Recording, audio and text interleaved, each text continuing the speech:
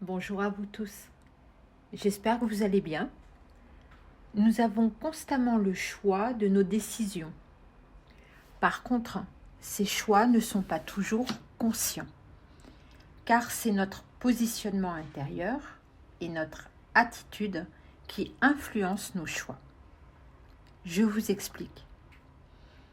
Imaginons, par exemple, que notre âme ressente le besoin de faire des voyages, de changer d'ambiance de vie, le temps d'un séjour court pour pouvoir s'imprégner de nouveautés.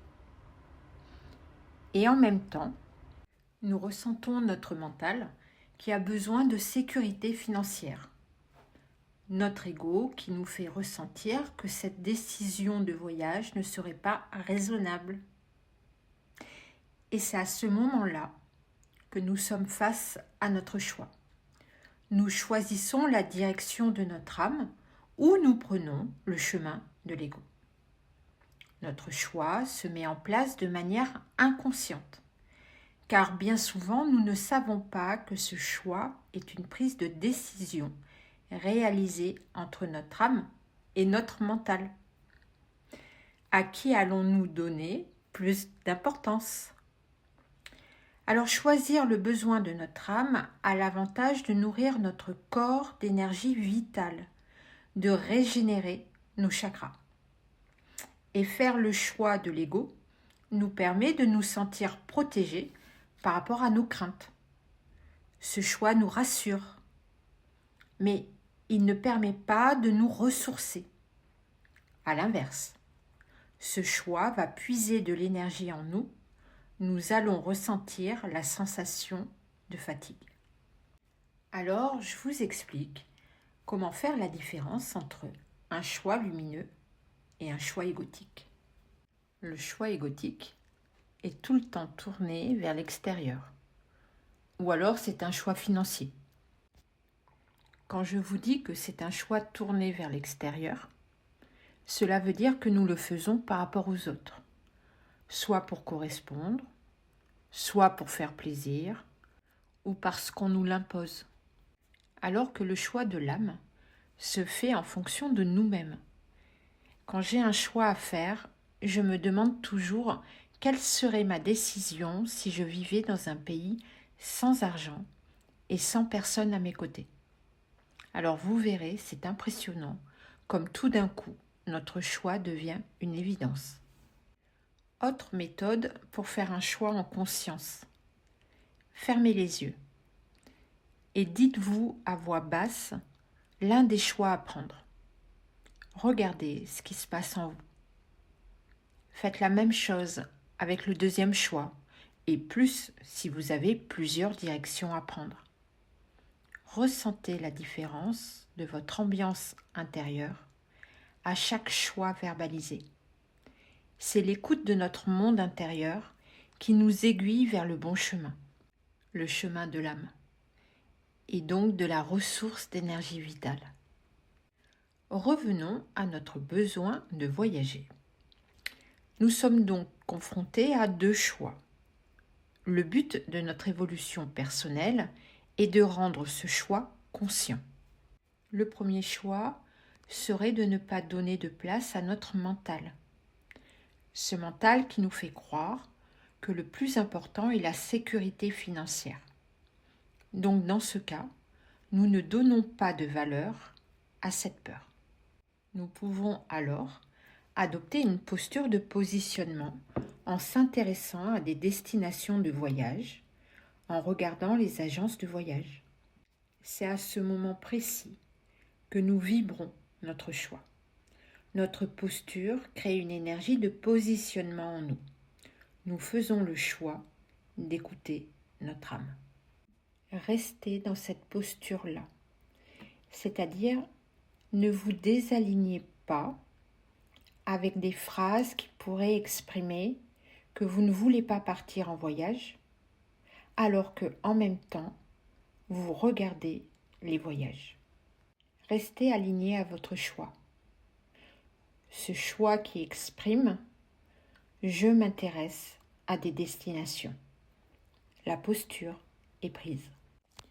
C'est alors que vous empruntez le début d'un nouveau chemin.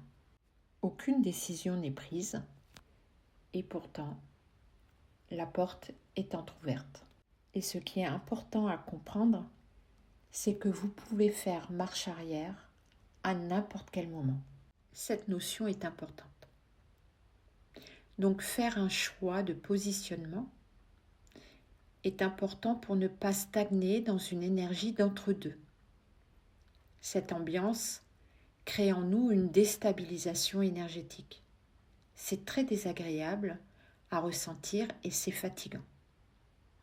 L'idéal est de débuter dans une direction, sans ouvrir totalement la porte pour l'instant, et garder en mémoire que nous pouvons changer de chemin à tout moment. Gardez bien cette notion en mémoire, car la société nous apprend à faire l'inverse. Une fois que la décision est prise, nous sommes considérés comme des girouettes si on change notre posture. Ce schéma égotique nourrit notre insécurité intérieure. Passons au deuxième choix. Et si nous ouvrons la porte de notre choix égotique, c'est-à-dire du choix qui nous demande de rester dans une posture de protection, le choix de se rassurer. Dans ce cas, nous allons ressentir une frustration intérieure, un sentiment de ne pas être heureux, une sensation de ne rien faire de notre vie. Cette frustration ne sera pas conscientisée comme étant en corrélation avec notre décision de ne pas partir en voyage. Et là, c'est intéressant à comprendre, car cette énergie de frustration intérieure va nous permettre de jouer le rôle d'un tremplin énergétique. C'est cette frustration qui va nous conduire sur l'envie de nous en libérer et donc l'envie de se faire plaisir. Cette énergie de frustration correspond à un moteur énergétique qui permet de nous réaligner en fonction de notre besoin d'âme. Donc, dans ces deux cas, parce que nous donnons de l'importance à nos émotions, alors la finalité sera la même. Le besoin vital de l'âme sera nourri. Dans ces deux cas, nous faisons le choix du même destin inscrit dans notre âme. Sauf que nos choix nous permettent d'arriver au même but en empruntant un parcours plus ou moins court. Et bien évidemment, un troisième choix s'offre à nous. Le choix de rester dans une protection égotique. Le choix de ne pas écouter ses émotions et ni son ambiance intérieure. Le choix de donner plus de valeur aux paroles et conseils extérieurs qu'à nos propres ressentis. Dans ce cas, nous faisons le choix d'un chemin égotique, d'un chemin sur lequel nous nous épuisons. Donc, en conclusion, nous avons le choix de rentrer en lutte contre nous-mêmes toute notre vie en n'écoutant pas nos besoins personnels. Ou alors, nous avons le chemin de la sérénité et du bonheur en écoutant la vibration de notre destinée intérieure. Car c'est là toute la clé. Notre destinée ne vient pas de l'extérieur. Ce n'est pas quelque chose à attendre.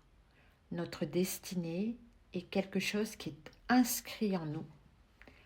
À nous de faire le choix de l'écouter. Voilà pour la fin de cette capsule. Moi, je vous dis à très bientôt.